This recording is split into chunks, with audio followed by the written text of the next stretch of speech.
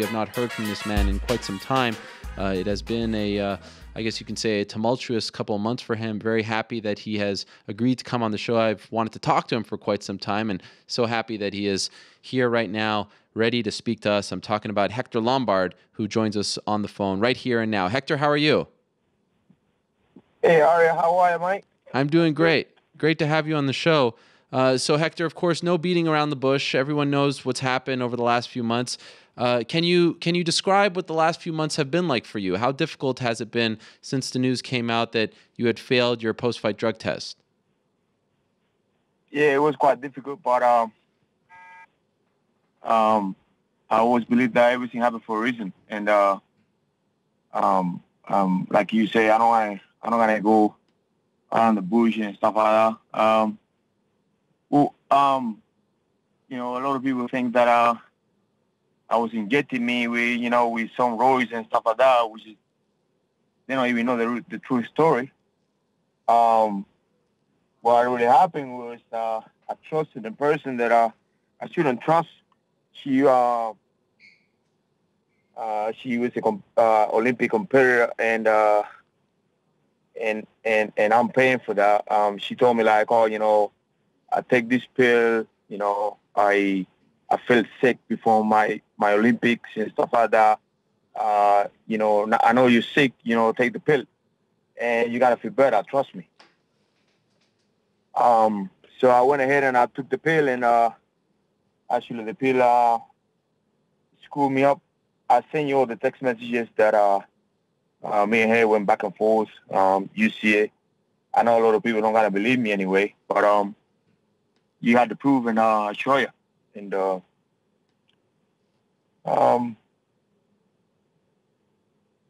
was pretty upset with the whole situation, but I'm okay now.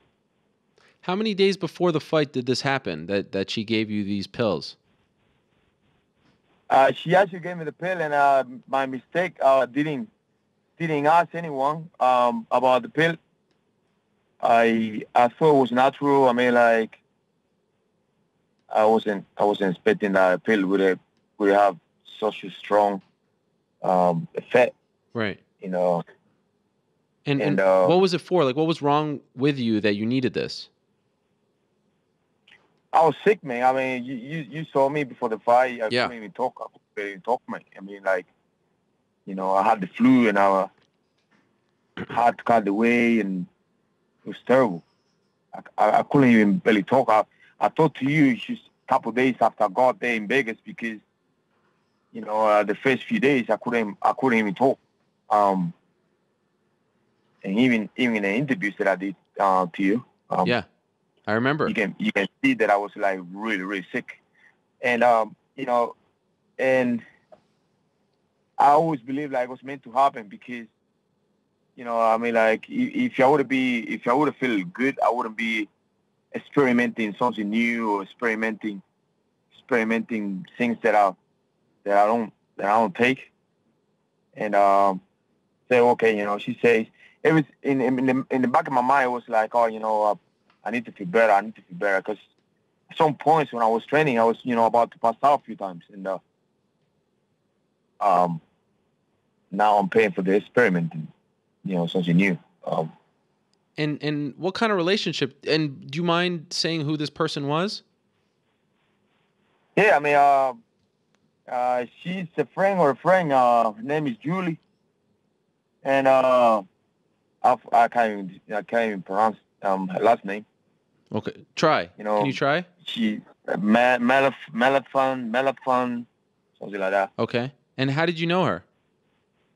I met her for a friend of mine. Okay. And she came across like, as very knowledgeable about the whole Olympics, trials, and knowledgeable about all the drug testing and all that thing. And I kind of like I trust her. But did you know her for many years? Maybe I know her for a year or something like that. Okay. And did you tell any of your coaches or anything that she had given you this? Did you tell anyone beforehand? Like I say, it was one of the things that was meant to happen. So like, I never expect that appeal would be hard, so strong. I thought like, you gotta get caught is, when you injecting yourself something or whatever. But she's like, oh, this pill, like, you can take it over the counter and stuff like that. But obviously I was wrong. And how many days before the fight did you take the pill? I just took it before the fight. She took it just after the weigh-ins. On Friday. Yeah. How much pain were you in at the weigh-ins? Like, how sick did you feel? I feel just dizzy and when you had the flu. Yeah, of course. Just like the adrenaline. It was the thing that was keeping me going. But if I wouldn't have that pressure and that adrenaline going, I'm pretty sure I would be in bed the whole time. But you know how it is. You have to go over there and do it no matter what. In a way, are you disappointed in yourself because you've been around the sport a long time? You know that you can't take certain things, even like certain aspirins and things of that nature right before a fight. Are you disappointed that you made that judgment? Yeah, I'm very disappointed about my stupidity. You know what I mean? Even like the asteroid park, because when that thing came up, I'm like, okay, it must be the asteroid park that that I was taking for the flu. And they said, no, there's no asteroid park. It's like, and then they mentioned the name of whatever the name is. And Joe Rogan and all these people, they were saying like, man, that thing is being around forever. I mean, like, that thing doesn't even do anything to you. You won't perform without seeing that much. I mean, like, what that thing is going to do to you. It's an older thing that's been around forever. The name of that whatever was, I mean, didn't try to avoid the system or anything like that. Otherwise, I would do something different. But I thought it was just a normal pill. They would make me feel better, because my conditions, and it didn't happen that way. And after the fight, they booked you against Rory McDonald, but then there was some confusion over when the UFC found out about your positive test and when you found out about the positive test. Do you remember when they told you about it, and what was your reaction when you found out that you had failed the test? I mean, to be honest, that thing is weird because, I mean, like once you get tested by the athletic commission, you would take like maybe like 2 weeks to that thing come up, right? No longer than that. Mm-hmm. And that was like a few months. It was like a month and change, right? Yeah. It was after, though. It was after your fight against McDonald was booked. Yeah. Didn't quite understand that part, but yeah, my reaction was like, "Fuck, what the fuck is this?" You know? Yeah.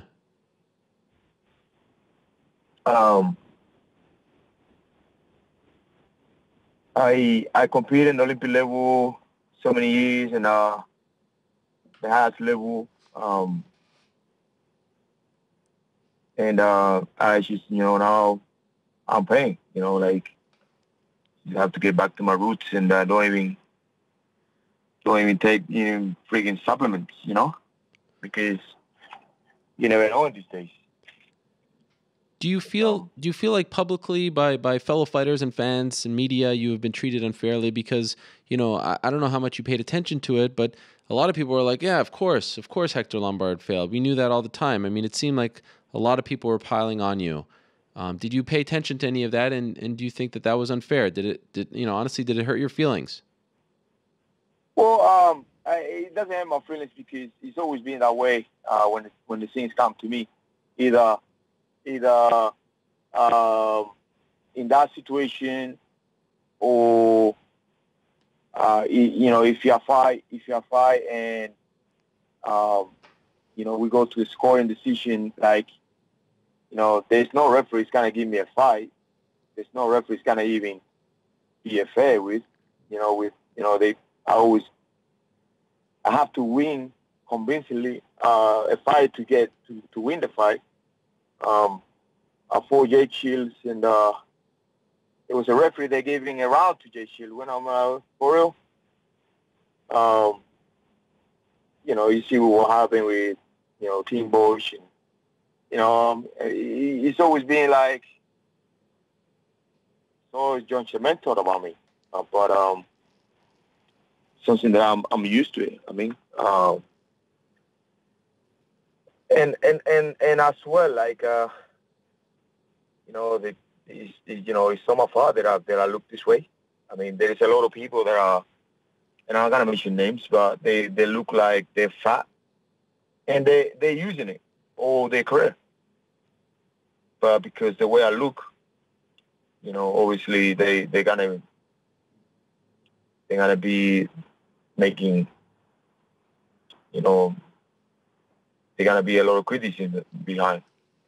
Yeah, you've actually been outspoken about PED use in the sport, which again that led to some people saying like, "Oh, come on!" And then when this happened, a lot of people were saying, "I told you so." Can you go on the record here and say you've never taken any kind of performance enhancing drug prior to any fight? I haven't. I mean, there is no secret. I mean, like every fight before I get tested, and it's one thing they're gonna keep me going now. It's gonna be this this whole situation. This is the one they're gonna keep me going. I'm gonna stick around for a few more years to prove that that I don't need none of that. And then in March, Nevada suspended you for a year, took away your win bonus and 33% of your show money, which equals almost $70,500. Were you surprised by the amount of money they fined you and also the length? Usually the first offense in the past has been 9 months and around like a $2,500 fine. Yours was much heftier than that. What did you make of that all? It's always, it's Hector. Whatever Hector does, let's capitalize on it. Mm-hmm. Did you think that was unfair? Yeah. Of course it was unfair. But have they done it before? No. Putting a sample with me. I mean, come on. But what can I do? I mean, it's always that way. When the time comes to Hector, it's always the way that looking to set a sample. So what are you going to do for the next year? Because this is how you make your living. You are in the prime of your career, and you can't fight, and you're healthy, and you would be ready to fight. You'd be fighting this weekend if this didn't happen. What are you going to do now? Yeah, obviously they don't really care about it. I mean, and I do believe that if it would be somebody else, it would be different. But obviously it's me, and it's good to happen though. It's good to see, like, when you're on the bottom, see who is the one that's going to kick you out, because I got to stand up again.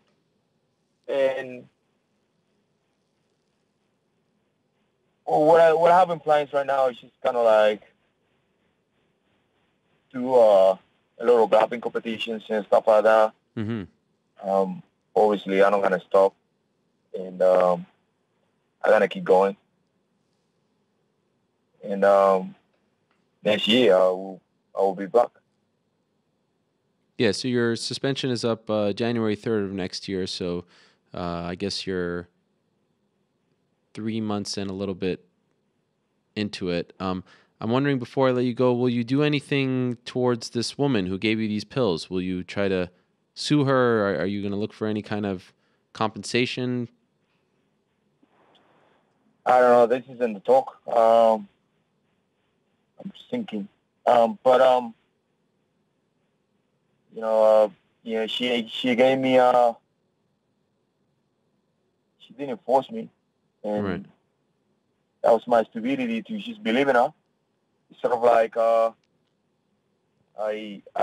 tell you, I come up to you and say like, hey, Ariel, just jump out of the bridge, and there is a person down there that's gonna catch you. You know, you won't jump, eh? But you know, if you jump, it's your fault.